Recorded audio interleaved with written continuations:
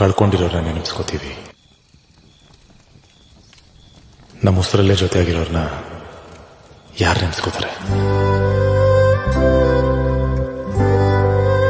ಅವಳ ಕೋಪ, ಹಠ, ಪ್ರೀತಿ, ಅವಳ ನಗು, ಇದನ್ನೆಲ್ಲ ಮರೆಯಕ್ಕಾದ್ರೆ ತಾನೆ ನಾನು ಅವಳನ್ನ ನೆನೆಸ್ಕೋಬೇಕು.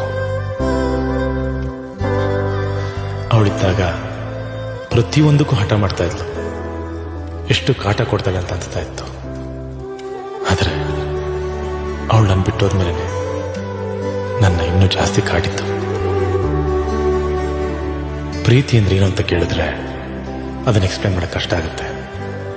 ಆದ್ರೆ ನನ್ನ ಪ್ರಕಾರ ಪ್ರೀತಿ ಅಂದ್ರೆ ಅದ್ ನನ್ನ ನಿಧಿ.